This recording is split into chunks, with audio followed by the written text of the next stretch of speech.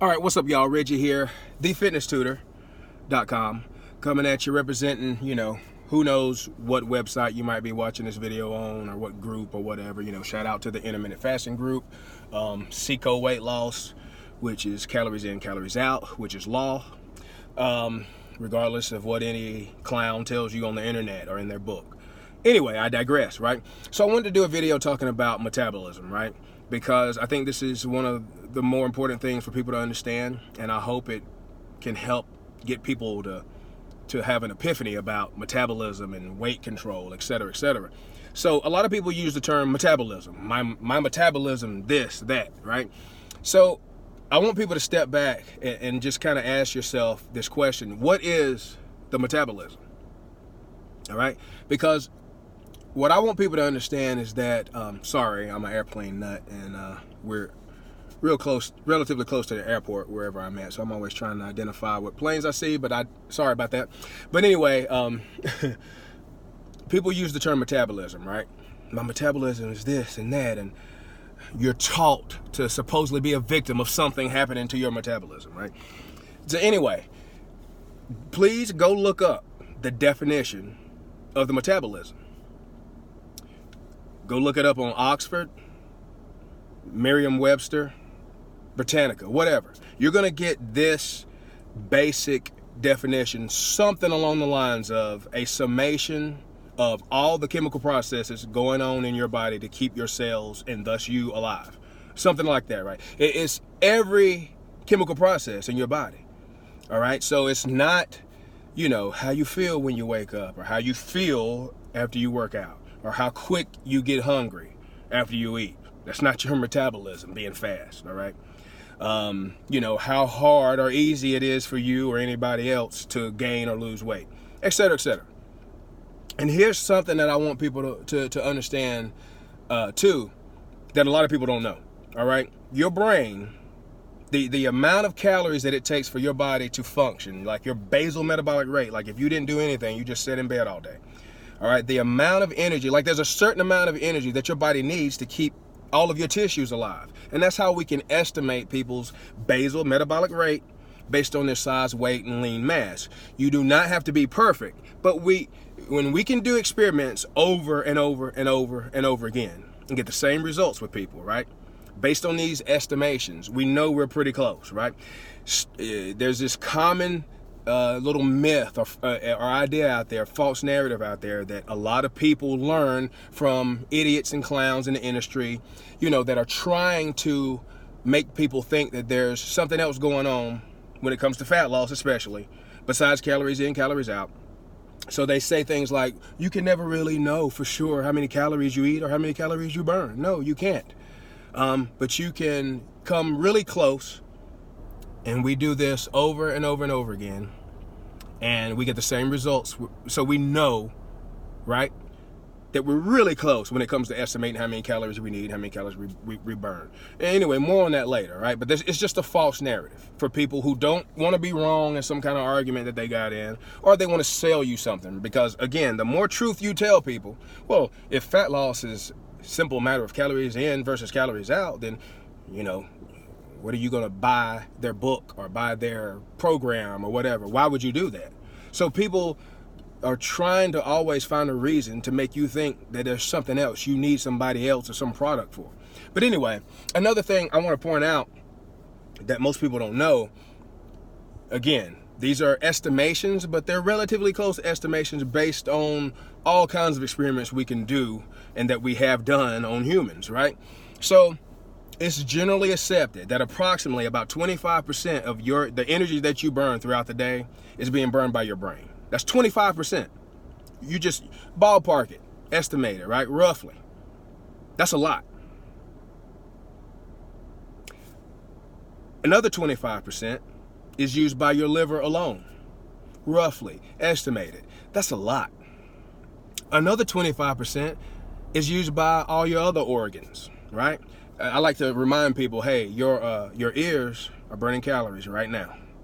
Even if you're not listening or not hearing anything, your ears will always be burning calories. Your eyes will always be burning calories. And then also remember, that we have a heat set point. And if your metabolism is going really high or really low, your heat is not going to be the same. All right. This is why when you have a fever, your metabolic rate goes up, 20-25%. That makes you hotter, right? Your metabolism isn't slow if you're not walking around at you can have a slower metabolism, but it's not what people think. Like if you're up functioning and you're walking around, you might be at like 96 degrees or something. You might need to go to a doctor. Right? Just like the opposite. If you're at 102, 103, you need to go to a doctor. But I can guarantee you your metabolic rate is way high for that amount of time. So if you're having trouble gaining weight and your metabolism, if you're not consistently at 102 degrees, you don't really have a fast metabolism. Nobody really has that fast of metabolism. Even if you have a thyroid issue, I promise you, it just makes it easier or harder for you to do the things consistently that you need to do to gain or lose weight. If you have a thyroid issue, now that is true, but it's generally not a metabolic reason. I mean, you're talking about 25% worst case scenario. So with most people, that's 400 or 500 calories in the worst case scenarios. But anyway, I digress. So there's 25% for your brain, 25% for your liver, 25% for your other organs, and your skeletal muscle, or what most people think about when they think about, their metabolism or, exercise and burning calories. They think about their skeletal muscle, my biceps, my chest, my legs, and my butt that was hurting from the butt blaster workout I did yesterday, my metabolism, blah, blah, blah. So, that only accounts for about 25% of your metabolic needs for a day. You exercise, all of your metabolic needs go up in your body. So if something's wrong with your metabolism, then something's going to be wrong with other parts of your body. It's not just going to be whether or not you can lose weight, right? There's nothing wrong with your metabolism if something's not wrong with your lungs, your liver, your kidneys, your brain, et cetera, right? So if you have a slow metabolism or a fast metabolism, why isn't anything wrong with your livers? Your liver's out there, right? You only have one liver. But anyway, you know what I'm saying? Why isn't anything wrong with your liver? Why isn't anything wrong with your eyesight? Why isn't anything wrong with your hearing? Your brain? Besides everybody buying this idea of brain fog lately, because everybody has brain fog because they don't exercise and they eat like crap. But anyway, brain fog means nothing to me. That everybody has brain fog. So think about it. And this is another thing we talk about that I want to get into, is this idea that everybody's different. You're sold on this idea that your metabolism is so different because as individual humans, we don't like anybody to tell us that we're not individual, right? We, our whole lives, and we are so individual from the day we are self-aware and know anything about ourselves, that if you tell somebody that their metabolism isn't different than somebody else's, then they take great offense to that, because a lot of people had a lot of struggle and problems, trying to lose weight mostly, right? Or other problems, right? But your metabolism, all of our metabolisms are generally about the same. It's our individual, everything else that makes losing weight so much difficult, like our lives, our habits, the things we like and don't like. Those are the things that are different. Like if your metabolism, again, is so different, then tell me how your heart is different than mine, how your lungs are different than mine, how your kidneys are different than mine, how your brain matter is different than mine in its functionality. Is your brain working slower than mine? You probably would take offense to that. So again, I hope that's an epiphany or something for people to kind of look into. But the point of this is that you have all the power that you need to achieve the goals that you have. You do not need to listen. Stop listening to all these Tom, Dick, and Harrys and Janes out there, because they are directly one of the people. I don't care how many letters they got beside their name. I don't care how many people they've helped. I don't care if you helped 1 million people. Either you are more interested in telling the truth than making money, or you're interested in making money first as opposed to telling the truth. It's easier to make money when you lie and misrepresent stuff to people. When you sensationalize something, it's easier to make money. So anyway, just keep that in mind as you start to try to understand what's going on with yourself, because there's really probably not much going on with your metabolism. If it is, you have a very serious disease.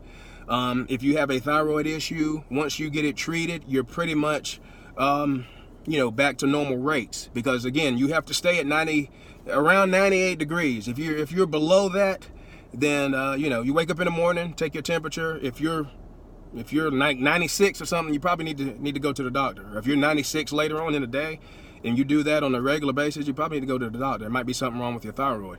But again, once you leave the post-absorptive state, once you have digested all of the food and stored it that you ate, what are you burning for energy?